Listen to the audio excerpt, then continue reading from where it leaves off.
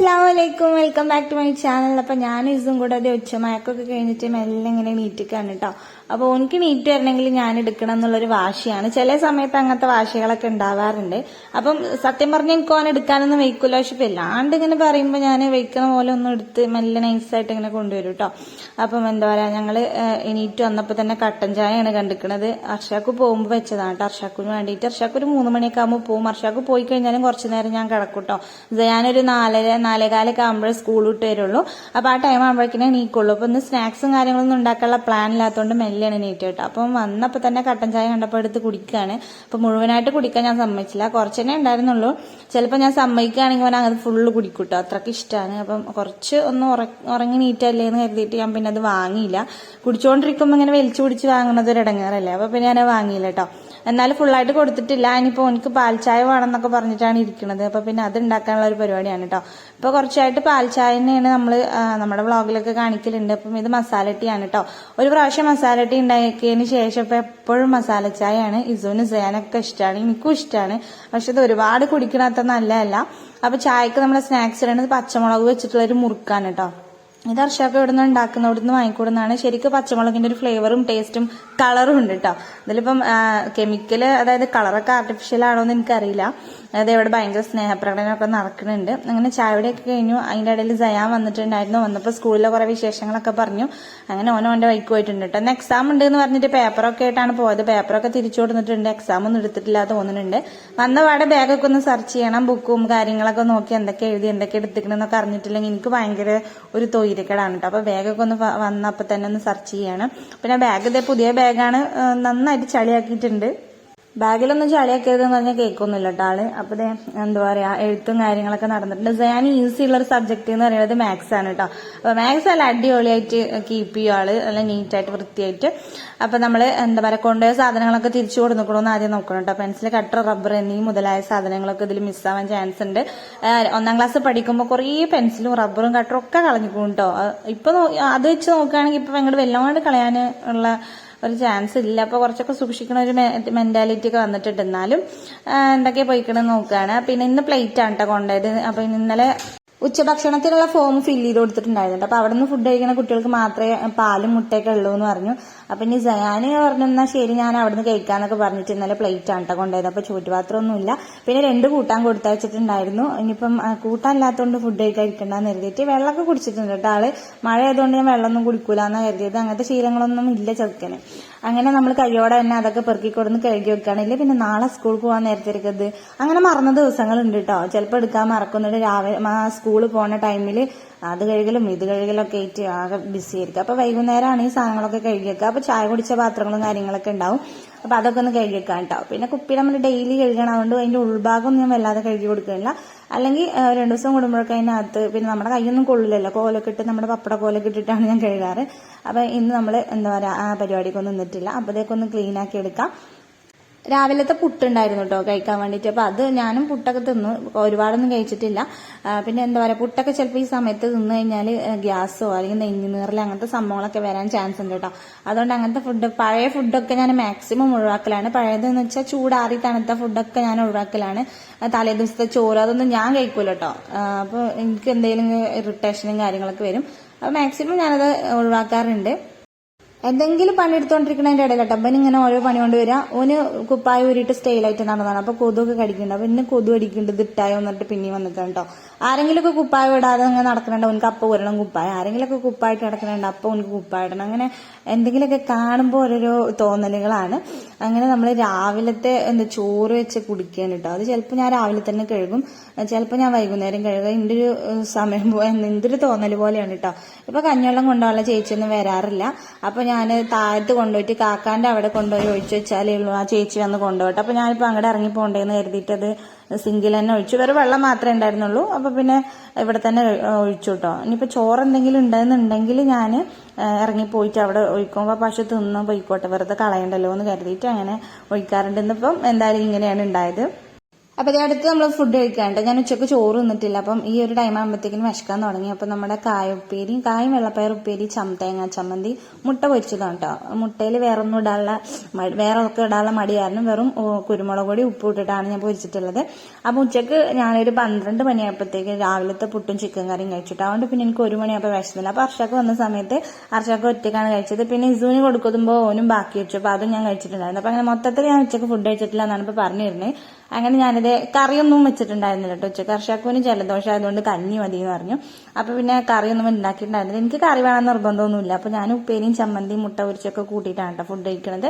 അപ്പൊ ഈ ഒരു നേരത്ത് ചോറ് തിന്നു കഴിഞ്ഞാൽ എന്തെങ്കിലും ഉണ്ടാവുമെന്ന് എനിക്കറിയില്ല. അപ്പം ടൈമൊക്കെ മാറിയിട്ട് എന്തെങ്കിലുമൊക്കെ തിന്നുമ്പം ഭയങ്കര പ്രശ്നങ്ങളാണ്. അതിന്റെ ഇടയിൽ ഇത് മുട്ടായി പൊട്ടിച്ചേരുന്നൊക്കെ ചോദിച്ചു വരുന്നു കേട്ടോ. ഞാൻ മുട്ട ചോദിച്ചു വരുമെന്ന് വിചാരിച്ചു, പക്ഷെ മുട്ടവും കണ്ടിട്ടില്ല തോന്നുന്നുണ്ട്.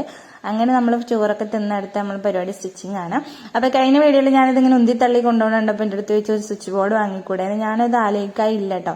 പിന്നെ തോന്നി ഇസു എന്തെങ്കിലും വിക്രസ് കാണിക്കുമോ എന്ന് കരുതിയിട്ടാണ് ഞാൻ ആ ഒരു പരിപാടിക്ക് നിൽക്കാത്തത്. എന്തായാലും ഇൻഷാല്ല നോക്കട്ടെ, ഞാൻ ചിലപ്പം സ്വിച്ച് ബോർഡ് വാങ്ങി ഫിറ്റ് ചെയ്യാന്നൊക്കെ കരുതുന്നത്. ഈ ഒരു പ്ലഗ് ഇവിടെ ഉള്ളതുകൊണ്ടാണ് കേട്ടോ ഈ മെഷീൻ അങ്ങോട്ടും ഇങ്ങോട്ടും ഇങ്ങനെ നീക്കി കൊണ്ടുപോകുന്നത്. പിന്നെ ഇപ്പൊ ഈ റൂമിലല്ലാതെ വേറെ എവിടെ ഇടാനുള്ള കറക്റ്റ് സ്ഥലമില്ല. ഞാനിത് നമ്മുടെ സ്റ്റെയർ കയറിയിട്ട് കുറച്ച് സ്പേസ് ഉണ്ട്, അവിടെ ഒരു പ്ലഗ് കൊടുത്തിട്ട് അവിടെ ഇടാന്നൊക്കെ കരുതി. പക്ഷെ വീട് പണി നടക്കുന്ന ടൈമിൽ പ്ലഗ് ഇടാൻ മറന്നു. അതേപോലെ തന്നെ നമ്മൾ അയൺ ബോക്സിനുള്ള പ്ലഗും മിസ്സായി പോയിട്ടോ. വീട് പണി നടക്കുമ്പോൾ അങ്ങനെ ചെറിയ മിസ്റ്റേക്സും കാര്യങ്ങളൊക്കെ പറ്റി. എന്തായാലും നമുക്കുള്ള സ്ഥലത്ത് നിന്ന് സ്റ്റിച്ച് ചെയ്യാന്ന് കരുതി. ഇതിപ്പോ പെരുന്നാൾക്ക് കൊടുക്കാനുള്ള ഒരു ഡ്രസ്സാണ് കേട്ടോ. ഞാനിപ്പോ സ്റ്റിച്ച് ചെയ്യാനൊക്കെ തുടങ്ങിയിട്ടുണ്ടല്ലോ. അപ്പം പെരുന്നാളാകുമ്പോഴത്തേനും ഒരാൾക്ക് സ്റ്റിച്ച് ചെയ്ത് കൊടുക്കാനുള്ളതാണ്. അപ്പൊ ഈ ഒരു പ്രഗ്നന്റ് ആയിട്ടിരിക്കുന്ന ടൈമിൽ സ്റ്റിച്ച് ചെയ്യാൻ പറ്റുമോ എന്നൊന്നും എനിക്കറിയില്ല.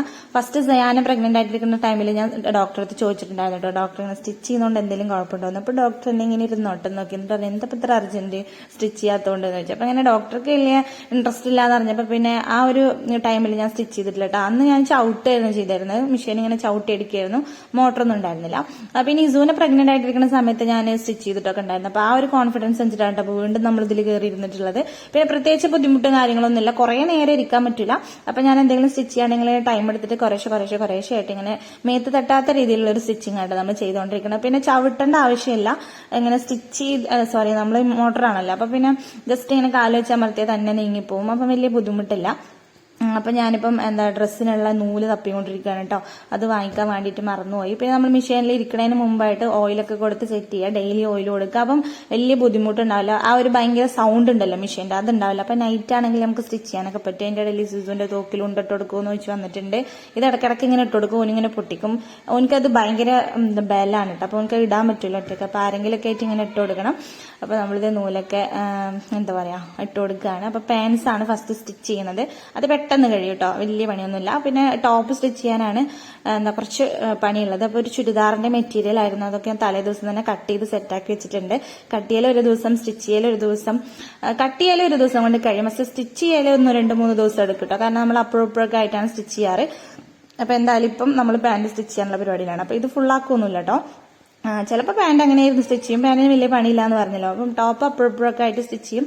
അപ്പൊ എന്തായാലും നമ്മളെ ഈ ഒരു പരിപാടിയാണ് കുറച്ച് നേരത്തിന്. അങ്ങനെ പാന്റൊക്കെ അടിപൊളിയായിട്ട് സ്റ്റിച്ച് ചെയ്തെടുത്തിട്ടുണ്ട്.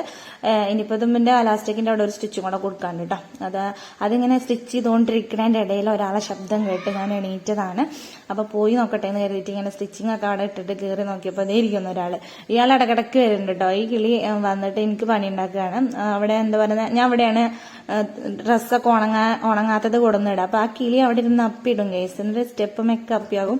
നേരം വെളുക്കുമ്പോൾ അതൊക്കെ ഉണങ്ങിയിട്ടുണ്ടാവും. പിന്നെ അത് ആദ്യം കുതിർത്തി തുടച്ചെടുത്തിട്ടൊക്കെ വേണം. നല്ല പണിയാണ് ഈ വേണ്ട പണിയുടെ ഇടയിൽ കൂടെ അതൊരു പണി. അങ്ങനെ നമ്മൾ മരുവ്യാപ പിന്നെ സ്റ്റിച്ചിങ് ഒക്കെ നിർത്തി നിസ്കാരം മൂത്ത് കാര്യങ്ങളൊക്കെ ആയി അങ്ങനെ അതൊക്കെ കഴിഞ്ഞ് നമ്മൾ പഠിപ്പിക്കാതിരിക്കുകയാണ് കേട്ടോ. ഹോംവർക്കും കാര്യങ്ങളൊക്കെ ഉണ്ടാവും, മദ്രസയിൽ സ്കൂളിലൊക്കെ ഉണ്ടാവും. അപ്പം ഭയങ്കര ഒരുപാട് തവണ ഇങ്ങനെ പറഞ്ഞാലേ ചെയ്യുള്ളൂ. അപ്പം ആ ഒരു പരിപാടിയിലാണ്. അതിന്റെ ഇടയിൽ ഇസുദ് സയാന്റെ ട്രൗസറും കുപ്പായൊക്കെ ഇട്ടിരിക്കുന്നുണ്ട് കേട്ടോ. എനിക്ക് ഞാൻ വലിയ വസ്ത്രങ്ങളൊക്കെയാണ് ഇട്ട് കൊടുക്കാറ്. കാരണം എന്താ വെച്ചാൽ ഭയങ്കര കൊതുവാണ്.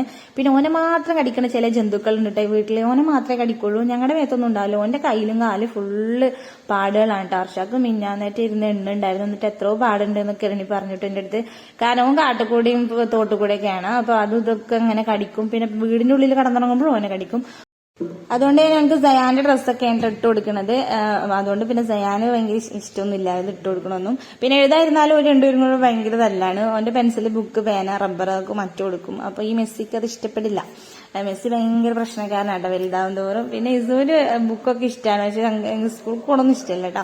അതിനത് കഴിഞ്ഞിട്ട് ഞാൻ ഇസും കൂടെ കളിക്കുകയാണ്. ഇപ്പൊ തോക്കൊണ്ട് എല്ലാവരും വെടിവെച്ച് കൊല്ലല്ലാട്ടോ എന്റെ ഹോബി. എല്ലാവരും മരിക്കുമാണല്ലേ പ്രശ്നമാണ്. മെച്ചി ഇങ്ങനെ വീഴുന്നൊക്കെ പറയട്ടെ എന്റെ അടുത്ത്. അപ്പൊ ഞാനിങ്ങനെ ഇടക്കിടക്ക് മരിക്കാറുണ്ട്. അങ്ങനെ ഞാനും ഓനും കൂടെ മാറി മാറി വെടിവെച്ച് മരിച്ചുകൊണ്ടിരിക്കുകയാണ്. എനിക്ക് അതൊന്നും ഇഷ്ടമാവില്ല കേട്ടോ, കാരണം എനിക്ക് ഞങ്ങളിങ്ങനെ കളിക്കണമെന്നും ഇഷ്ടമല്ല, കാരണം ഓന് പഠിക്കല്ലേ. അപ്പൊ അങ്ങനത്തെ ചില പ്രശ്നങ്ങളൊക്കെ ഉണ്ട്. ഇങ്ങനെ എന്താ പറയാ, ഒരു രണ്ടുപേരും ഉള്ളതുകൊണ്ട് നമ്മളെ ടൈം ഇങ്ങനെ പോട്ടോ. അപ്പൊ നമ്മളെ കിളി വീണ്ടും വന്നിട്ടുണ്ട്. അപ്പോഴേക്കും അർഷാക്കും വന്നു. അങ്ങനെ ഞങ്ങൾ ഇത് സ്റ്റെയറിന്റെ മേലെ കുറച്ച് ഡ്രസ്സുകൾ തോരയിടാൻ ഇട്ടു. അതിന് വേണ്ടി കയറിക്കാണ്. അർഷാക്ക് വന്നിട്ടാണ് ഞാൻ തോരയിടാറ്. എനിക്ക് ഒറ്റയ്ക്ക് ഇവിടെ മല്ലിക്കെട്ടാൻ നല്ല പണിയാണ്, കാരണം കുറച്ച് ഹൈറ്റിലാണ് വരിക. സ്റ്റെയറിന്റെ ആ ഒരു ഭാഗത്തേക്ക് ഇടാൻ ഈസിയാണ്, പക്ഷെ കുറച്ച് ഇങ്ങോട്ട് വരുമ്പോഴത്തേക്ക് നമ്മൾ എത്തി വലിഞ്ഞ് ഇടണം. പിന്നെ നമ്മുടെ സ്റ്റെയറിനാണെങ്കിൽ ഹാൻഡ് റെയിലും കാര്യങ്ങളൊന്നുമില്ല, ഭയങ്കര റിസ്ക് ആണ്. കുട്ടികൾ കയറി വരണൊക്കെ ശ്രദ്ധിക്കണം കേട്ടോ. ഞാൻ എന്നെ പേടിച്ചിട്ടാണ് സ്റ്റെപ്പൊക്കെ കയറുക. അഥവാ വല്ല വെള്ളമൊക്കെ ഉണ്ടെങ്കിൽ, ഇപ്പൊ ആണെങ്കിൽ കിളി വന്ന് അപ്പിടലും നടത്തിക്കണം, വീണ് കഴിഞ്ഞിട്ടുണ്ടെങ്കിൽ നല്ല രസം ഉണ്ടാവും. അപ്പം കിളി നല്ല പ്രശ്നക്കാരനാണ്, എന്നാലും അത് ആട്ടിയിട്ടൊന്നും പോണില്ല കേട്ടോ. അതിനെ ആകെ മലങ്ങിക്കണം. പിന്നെ ഇപ്പൊ കിളി പോയി നിൽക്കുക തോന്നുന്നുണ്ട്, എങ്ങിട്ടാ പോകേണ്ടതെന്ന് അറിയാതെ. പുറത്താണെങ്കിൽ ഭയങ്കര മഴയും കാര്യങ്ങളൊക്കെ അല്ലേ. പിന്നെ എന്താ തോന്നിക്കണെന്ന് ആ വലിയാക്ക കിളിയുടെ സൗണ്ടൊക്കെ വന്നിട്ട് എത്തിയൊക്കെ ഉണ്ട് കേട്ടോ. ഇന്ന് മഗ്‌രിബ് സമയം കഴിഞ്ഞപ്പോ വലിയാക്ക ഇങ്ങോട്ട് കയറി വന്നിട്ടുണ്ട് കേട്ടോ. അങ്ങനെ ഓരോരോ കാക്കാർ ഓരോരോ സമയത്ത് വരാറുണ്ട്. ഇന്നിപ്പോ കാക്കുവാണ്. അതിന് അർഷാക്ക് ട്രെയിലുണ്ടത്. അപ്പൊ അതിന് പോണതിന് മുമ്പായിട്ട് ഞാനിതൊക്കെ ഒന്ന് ഇടിപ്പിക്കുകയാണ് കേട്ടോ.